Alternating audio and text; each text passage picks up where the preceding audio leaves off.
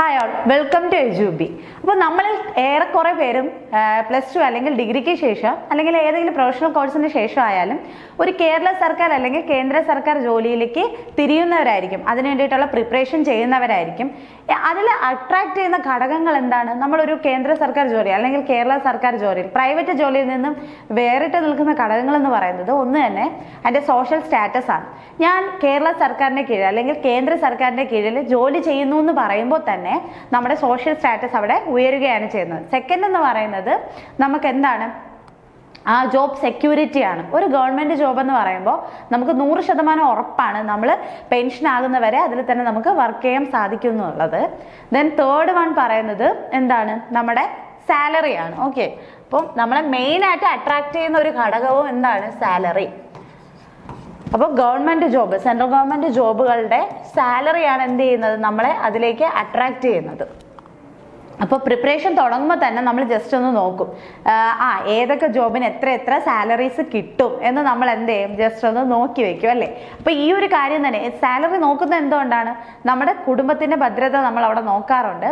So നമ്മുടെ security നോക്കാറുണ്ട്. നമ്മുടെ ജീവിതം ഒന്ന് മെച്ചപ്പെടുത്തണമെന്ന് ആഗ്രഹിച്ചിട്ടാണ് നമ്മൾ എന്ത് ചെയ്യുന്നത്? ഈ പ്രിപ്പറേഷന് വേണ്ടിയിട്ട് ഇറങ്ങുന്നത്. സോ സെൻട്രൽ ഗവൺമെന്റ് ജോലികളുടെ സാലറി നമുക്ക് ജസ്റ്റ് എന്ത് ചെയ്യാം? ഒന്ന് നോക്കിപ്പോവാം. പേ സ്കെയിൽ 1 മുതൽ 7 വരെയാണ് മെയിൻ ആയിട്ട് വരുന്നത്. CGL വരുമ്പോൾ 7 ആണ് വന്ന് നിൽക്കുന്നത്. സോ ഹയസ്റ്റ് സാലറി കിട്ടുന്നത് പേ സ്കെയിൽ 7-ലും ദെൻ പേ സ്കെയിൽ 1 ആണ് സ്റ്റാർട്ടിങ് വരുന്നത്. അപ്പോൾ ജസ്റ്റ് ഇത് കയറുന്ന ഒരാളുടെ വെച്ചിട്ട് പറയുകയാണ്. ഇപ്പം ഇതിൽ അവരുടെ ജോലി ടൈപ്പ് അനുസരിച്ചും ഇപ്പം MTSൽ തന്നെ ഡിഫറെൻ്റ് ആയിട്ടുള്ള സെക്ഷൻസിൽ ജോലി കിട്ടും. സോ അതിൽ ആ സെക്ഷൻസ് മാറുന്നതനുസരിച്ചും അവരുടെ ജോലി ചെയ്യുന്ന ലൊക്കാലിറ്റി മാറുന്നതനുസരിച്ചും ഈ ഒരു സാലറി സ്ട്രക്ചറിൽ ഡിഫറൻസ് വരും. നമ്മൾ ജസ്റ്റ് ഓവറോൾ ഒന്ന് പറഞ്ഞു പോകുന്നതേ ഉള്ളൂ. ഓക്കെ, അപ്പോൾ പേ സ്കെയിൽ 1-ൽ കയറുന്ന ഒരാൾക്ക് ബേസിക് സാലറിയായി കിട്ടുന്നത് 18,000 രൂപയാണ്. അപ്പോൾ കയറുന്ന സമയത്ത് 18,000 രൂപയാണെങ്കിലും നമ്മുടെ എക്സ്പീരിയൻസ് മാറുന്നതനുസരിച്ച് ഈ പേ സ്കെയിൽ എന്ത് ചെയ്യും? ഇൻക്രീസ് ചെയ്ത് പോകും. ദെൻ ഡിയർനെസ് അലവൻസ് വരുന്നത് 9,900 രൂപയാണ്. 9,900 റുപ്പീസാണ് DA വരുന്നത്. ഇപ്പൊ ഈ ഒരു സൈഡിൽ നോക്കുമ്പോൾ എമൗൾമെന്റ് ആണ് വരുന്നത്, അതായത് നമ്മുടെ കയ്യിൽ കിട്ടുന്ന എമൗണ്ടും ഇത് ഗവൺമെന്റ് റിക്കവറീസും ആണ് വരുന്നത്. ഗവൺമെന്റ് പിടിക്കുന്ന തുകയാണ് വരുന്നത്. ഓക്കെ, അപ്പൊ ഇതിൽ നിന്ന് ഇത് കുറച്ചതിന് ശേഷം നമ്മുടെ കയ്യിൽ കിട്ടുന്ന എമൗണ്ട് ആണ് നമ്മൾ എന്ത് ചെയ്യുന്നത്? നെറ്റ് പേ എന്ന് പറയുന്നത്. Okay, then HRA house rent allowance വരുന്നത് 3,600 ആണ്. ഇത് നമ്മൾ എക്സാക്റ്റ് ആയിട്ടുള്ള ഒരു വാല്യൂ അല്ല പറയുന്നത്. അപ്പോൾ നമ്മൾ റൂറൽ ആണോ അർബൻ ആണോ എന്നെല്ലാം ഡിപ്പെൻഡ് ചെയ്തിരിക്കും എന്ത് ചെയ്യുന്നത്? HRA അനുവദിക്കുന്നത്. Then TPT allowance travel allowance പറയുന്നത് 2,093 രൂപയാണ് പറയുന്നത്.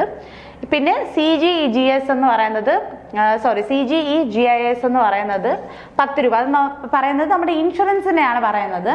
ദെൻ EMB ടയർ 1 എന്ന് പറയുന്നത് ദെൻ ഈ ഒരു ഇതെന്ന് പറയുന്നത് NPS നമ്മളെ കോൺട്രിബ്യൂഷൻ ആണ്, പെൻഷനിലേക്കുള്ള കോൺട്രിബ്യൂഷൻസ് ആണ് പറയുന്നത്.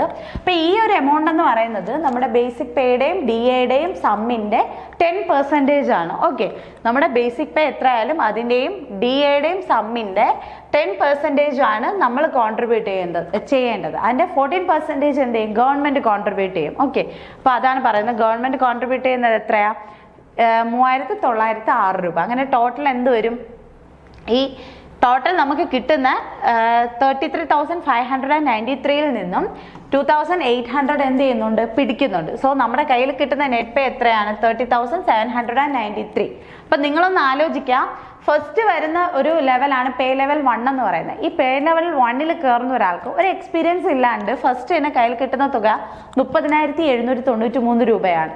സോ നമ്മൾ ചിന്തിക്കേണ്ട ഒരു കാര്യം എന്ന് പറയുന്നത് ഈ ഒരു എമൗണ്ട് എന്ത് ചെയ്യാം? ഈ ഒരു എമൗണ്ട് ഏറ്റവും പേ സ്കെയിൽ 1 വരുന്ന ഒരു എമൗണ്ട് ആണ് വരുന്നത്. അപ്പോൾ പേ സ്കെയിൽ മാറുന്നതനുസരിച്ച് എമൗണ്ട് എന്ത് ചെയ്യും? കൂടിക്കൊണ്ടിരിക്കും.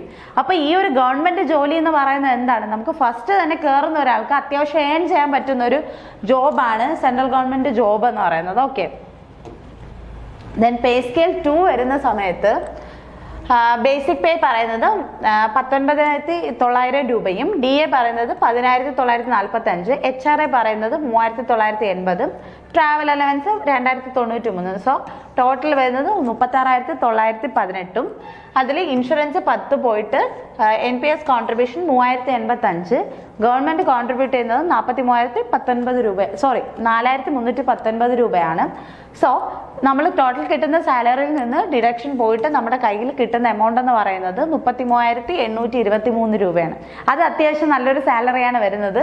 സോ 33,823 ആണ് പേ സ്കെയിൽ 2ന് കിട്ടുന്നത്. ഇനി പേ സ്കെയിൽ 4 വരുന്ന സമയത്ത് ബേസിക് 25,500 റുപ്പീസ്, DA 40,025, HRA എന്ന് പറയുന്നത് 5,100, ട്രാവൽ അലവൻസ് 5,518, ടോട്ടൽ എന്ന് പറയുന്നത് 50,205. ദെൻ നമ്മുടെ ഇൻഷുറൻസിലേക്ക് 10 രൂപയും NPS കോൺട്രിബ്യൂഷൻ 3,953 പോയിട്ട് നമ്മുടെ കയ്യിൽ കിട്ടുന്ന നെറ്റ് പേ എന്ന് പറയുന്നത് 46,242 ആണ് പേ സ്കെയില് 4 വരുന്ന സമയത്ത്. ഓക്കെ, പേ സ്കെയില് 5 വരുമ്പോൾ ബേസിക് വരുന്നത് 29,200 റുപ്പീസ്, DA 16,060, HRA വരുന്നത് 5,840യും ട്രാവൽ അലവൻസ് 5,580 വരുന്നുണ്ട്. സോ ടോട്ടൽ 56,680 റുപ്പീസ് ആണ്. അതിൽ ഇൻഷുറൻസ് കോൺട്രിബ്യൂഷൻ വരുന്നത് 10 rupees, then NPS contribution 4,526. So deduction പോയിട്ട് നമ്മുടെ കയ്യിൽ കിട്ടുന്ന നെറ്റ് പേ എന്ന് പറയുന്നത് 52,144 റുപ്പീസ് ആണ്. ഓക്കെ, പേ സ്കെയിൽ 5ന് കിട്ടുന്ന സാലറിയാണ് പറയുന്നത്. ദെൻ പേ സ്കെയിൽ 6 വരുമ്പോൾ നമ്മൾ പേ സ്കെയിൽ മാറുന്ന അനുസരിച്ച് എന്താണ് നമ്മുടെ ബേസിക് എന്ത് ചെയ്തു, നിങ്ങൾ അത് ശ്രദ്ധിച്ചോ എന്നറിയത്തില്ല. ബേസിക് പേ സ്കെയിൽ മാറുന്നതനുസരിച്ച് ബേസിക് പേ എന്ത് ചെയ്താൽ കൂടിയാണ് വരുന്നത്. ഓക്കെ, അപ്പോൾ പേ സ്കെയിൽ 6 വരുന്ന സമയത്ത് ബേസിക് പേ തന്നെ 35,400 രൂപ വരുവാണ്. ദെൻ DA വരുന്നത് 19,470, HRA ട്രാവൽ അലവൻസ് പോയിട്ട് എല്ലാം കൂടി ടോട്ടലായിട്ട് വരുന്ന എമൗണ്ട് 67,530. അതിൽ ഡിഡക്ഷൻ എന്ന് പറയുന്നത് 5,507. സോ ഡിഡക്ഷൻ പോയിട്ട് നമ്മുടെ കയ്യിൽ കിട്ടുന്ന എമൗണ്ട് 62,023 രൂപയാണ് നമ്മുടെ കയ്യിലേക്ക് കിട്ടുന്ന ഒരു എമൗണ്ട് എന്ന് പറയുന്നത്. ഓക്കെ, ദെൻ പേ സ്കെയില് 7 വരുമ്പോൾ CGL ഹയസ്റ്റ് പോസ്റ്റുകൾക്ക് കിട്ടുന്നതാണ് പേ സ്കെയിൽ 7 പോസ്റ്റുകൾ. അപ്പോൾ അതിൽ കിട്ടുന്ന ബേസിക് പേ 44,900 റുപ്പീസ്, DA വരുന്നത് 24,695, HRA ഇതാ ഇവിടെ കിടപ്പുണ്ട്, ട്രാവൽ അലവൻസ് ടോട്ടൽ ആഡ് ചെയ്ത് വരുന്ന സമയത്ത് 84,155 ആണ് ഗ്രോസ് എമൗണ്ട് വരുന്നത്, ടോട്ടൽ എമൗൾമെന്റ് വരുന്നത്. അതിൽ ഇൻഷുറൻസിന്റെ എമൗണ്ട് പോയി NPSും ടോട്ടൽ വരുന്നത് 6,980 ആണ്. സോ ഇതിൽ നിന്ന് ഇത് കുറച്ചിട്ട് ബാക്കി നമ്മുടെ കയ്യിൽ കിട്ടുന്ന എമൗണ്ട് എത്രയാണ്? 77,175 രൂപയാണ് നമ്മുടെ കയ്യിലേക്ക് കിട്ടുന്നത്. സോ നിങ്ങൾ ഈ ഒരു സാലറി സ്ട്രക്ചർ കാണുമ്പോൾ തന്നെ നിങ്ങൾക്ക് മനസ്സിലാവും എത്രത്തോളം ഹയസ്റ്റ് ആയിട്ട് നമുക്ക് പേ ചെയ്യുന്നുണ്ട്, നമുക്ക് കിട്ടുന്നുണ്ട്, സാലറി കിട്ടുന്നുണ്ടെന്ന് നമുക്ക് ഇതിൽ നിന്ന് മനസ്സിലാക്കാൻ പറ്റും. പേ സ്കെയിൽ 1 മുതൽ 7 വരെ മാറുന്ന സമയത്ത് അതിലുണ്ടാവുന്ന സാലറിയുടെ ഡിഫറൻസ് നിങ്ങൾ കണ്ടതാണ്. സോ നമ്മൾ എപ്പോഴും പ്രിപ്പറേഷൻ തുടങ്ങുന്ന സമയത്ത് എനിക്ക് ഏതെങ്കിലും ജോലി മതി, എനിക്ക് പേ സ്കെയിൽ 1 ആയാലും പ്രശ്നമില്ല എന്ന് വിചാരിച്ചിട്ട് തുടങ്ങരുത്. പേ സ്കെയിൽ 1 ജോലിക്ക് ഒരു പ്രശ്നമില്ല, MTS പോലെയുള്ള ജോലികൾക്ക് ഒരു പ്രശ്നവും ഇല്ല. പക്ഷെ നമ്മൾ എയിം ചെയ്യേണ്ട എപ്പോഴും പേ സ്കെയിൽ 7 നമ്മൾ അത് തന്നെ ടാർഗറ്റ് ചെയ്ത് പോവുക. സോ നമുക്ക് അത് കിട്ടിയില്ലെങ്കിൽ പോലും പേ സ്കെയിൽ 6-5 അങ്ങനെ താഴോട്ടുള്ള ഏതെങ്കിലും പോസ്റ്റുകൾ ധാരാളമായിരിക്കും. പക്ഷെ നമ്മൾ എയിം ചെയ്യുമ്പോൾ ഹയസ്റ്റ് പോസ്റ്റിലേക്ക് തന്നെ എപ്പോഴും എന്ത് ചെയ്യുക, എയിം ചെയ്യുക.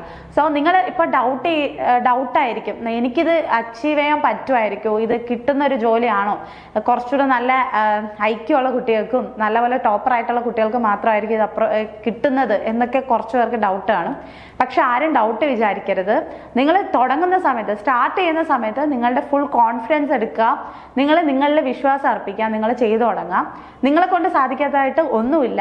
ഇതിപ്പം ഒരിക്കലും ഏറ്റവും മികച്ച സ്റ്റുഡൻസിനെ കൊണ്ട് മാത്രം അപ്രോച്ച് ചെയ്യാം സെലക്ഷൻ കിട്ടുന്ന ഒരു എക്സാംസ് അല്ല SSCയുടെ എക്സാം എന്ന് പറയുമ്പോൾ. നമ്മൾ ആവറേജ് സ്റ്റുഡൻസ് ആയാലും എന്ത് ചെയ്യുക, നല്ലപോലെ ഹാർഡ് വർക്കും സ്മാർട്ട് വർക്കും ചെയ്യുക. അപ്പോൾ ഫുൾ ടൈം ഹാർഡ് വർക്ക് മാത്രം ചെയ്യേണ്ട ആവശ്യമില്ല. സ്മാർട്ട് വർക്ക് ഇടേണ്ട അടുത്ത് എന്ത് ചെയ്യുക, സ്മാർട്ട് വർക്ക് തന്നെ ഇടുക. അപ്പോൾ നിങ്ങൾ ഈ ഒരു കണ്ടിന്യൂറ്റിയിൽ എക്സാം പ്രിപ്പറേഷൻ തുടർന്നു കഴിഞ്ഞാൽ നിങ്ങൾക്ക് ഈ കാണിച്ച ഏതെങ്കിലും ഒരു പേ സ്കെയിലിൽ നിങ്ങൾക്ക് എന്ത് ചെയ്യാൻ പറ്റും, സാലറി നേടാനായിട്ട് സാധിക്കും. സോ എല്ലാവരും നല്ലപോലെ പ്രിപ്പറേഷൻ ചെയ്യുക. Thank you.